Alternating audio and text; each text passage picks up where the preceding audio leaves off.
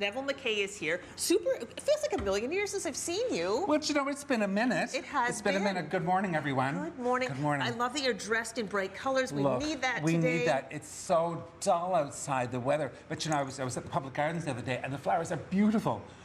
But I thought, wouldn't it be just stunning if the sun just came out, because they just go, and eventually and it come will. alive. And it will, now, absolutely. This weather's been hard on all of us, but imagine if you were battling with illness in hospital. If you're stuck in a hospital, stuck at home, stuck somewhere so that you can't enjoy the garden. Yes. I always think of my grandmother, because she used to say the same thing. She was stuck inside, and she'd say to my mum, look at those lovely flowers outside. Mum would go out and get them and bring them in for her. Aww. So when you're at a hospital, there's a couple of protocols, of course, as we all know, most of us know anyway, that you have to be cautious of when you're sending flowers or taking things to the hospital. I'm aware of the protocols, but I'm not aware of actually the details. So I think it's really important to have this refresher. So where do you begin? Well, you know, you can send many things to hospitals, but you know, here's the biggest thing. When in doubt, check it out.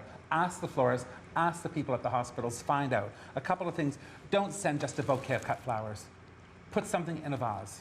Never send cut flowers, because the nurses and the staff there are, first of all, already overworked. Yes. And they have no time to stop and cut flowers, find a vase. They don't generally keep a lot of them. Sometimes in some of the nursing homes they have a few extra vases, but certainly not in hospitals. They want them out of there. Okay. Really be cautious also of things that have a heavy fragrance. So things like these peonies and these wonderful little poet eye daffodils are gorgeous, but really fragrant, so you can't really have those in the hospital, because no scent equals good sense. Oh, you're right. These peonies are incredibly fragrant. Wonderful. So watch that as well. Also watch longevity.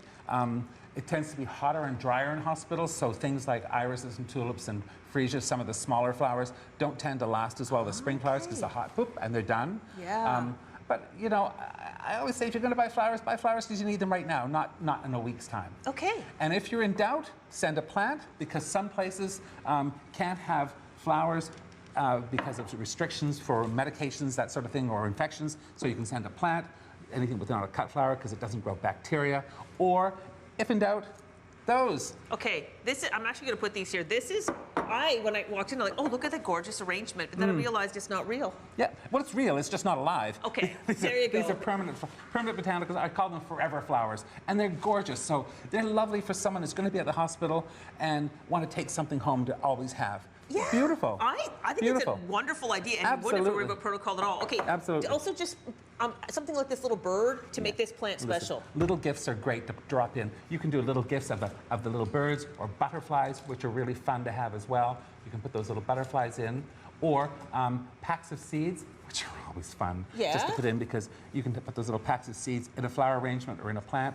Or for today, for example, we're going to drop these right in here, because today is National Tea Day. Yay! Happy National Tea Day. So you can drop a nice cup of tea in with them as well. But that's a treat that the person can enjoy at another level. They can have a beautiful cup of tea and absolutely. think of you. Okay. Absolutely. So never worry about sending flowers, but just know what you're doing. Know what you're up for, and always send a little gift if you can along with them. That's really pretty. Yes, a little stuffy. Flowers out of the garden are a wonderful thing as well to have for a hospital gift. You can just drop those right in. Okay.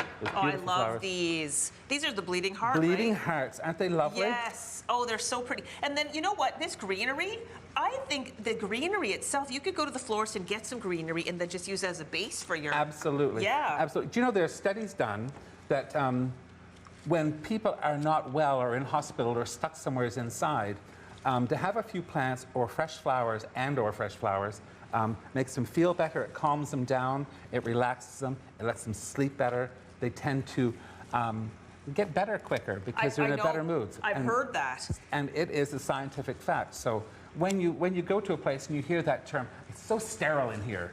We always hear it's so sterile. That's because there's nothing that gives life. It's nothing that gives life. So you need to have those fresh flowers, and if not, a plant or two, or if not, some permanent botanicals, some of the forever flowers, so you can have that feel of something alive, because that's the most important thing. Yes, and an easy care plant like the one you have there with the robin in it. You know what? It'll even make the air quality better in the room for the person. It does. And more importantly, or as importantly, I should say, it makes just the people feel better. Feel better, because first of all, they feel loved. Yeah. because they're receiving something.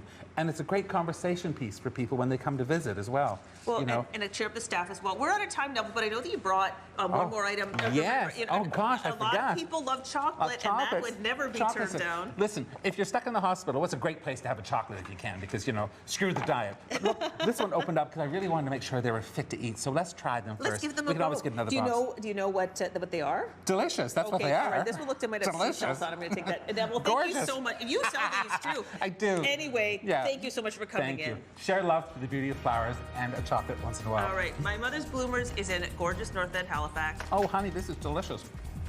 Oh, yeah. Oh, my God. This is great. They're ours. It's a